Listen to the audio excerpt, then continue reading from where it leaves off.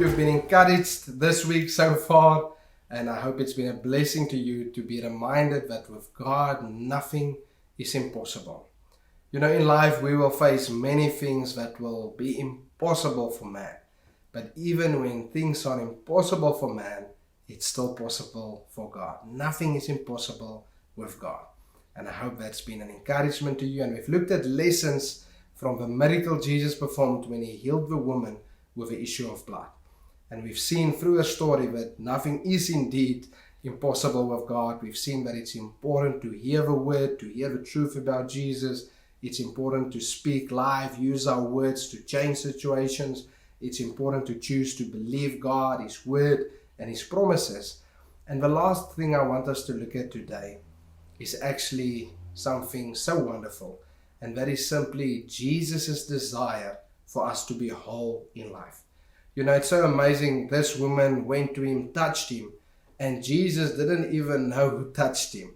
He turned around and asked, "Who touched me?" But he felt power leaving his body. He felt something going through him, and that's why he asked, "Who touched me?" But you see, he didn't even know who it was. But as soon as this woman touched him with a touch of believing in him, she received her miracle. And then Jesus went on to say, "Your faith has made you well," or "You have been made whole through your faith." You see, Jesus wants us to be whole in life. And when we read the Gospels, it becomes clear that one of his favorite sayings was, "Be made whole." He told people you can be forgiven of your sins. He told people many times, be made well, be healed. But it's almost like he wanted to do more than that. He wanted to forgive people. He wanted to heal people.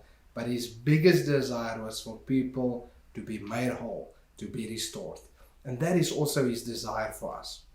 And this woman, remember, was considered unclean under the old covenant. And I believe that's why she was so nervous when Jesus asked, "Who touched me?"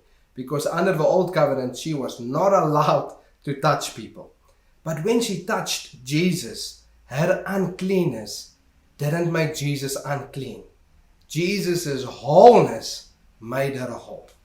And I want to encourage you today as well. If you feel unclean about something, maybe it's a sin, maybe it's a sickness, maybe it's something in your past, something you're ashamed about, don't keep it away from Jesus. Don't run away from him.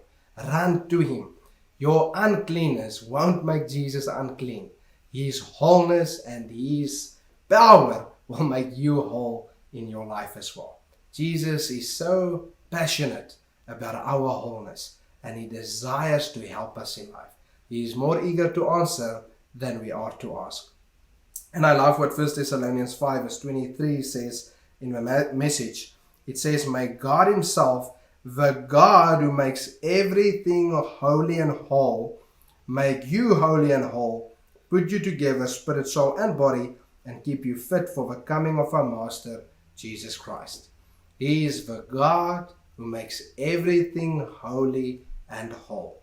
And he wants to do the same for us. The same Jesus who healed this woman and who healed many others and who caused many people to experience wholeness is still the same Jesus. He is the same yesterday, today, and forever. And he wants you and me to also be whole today.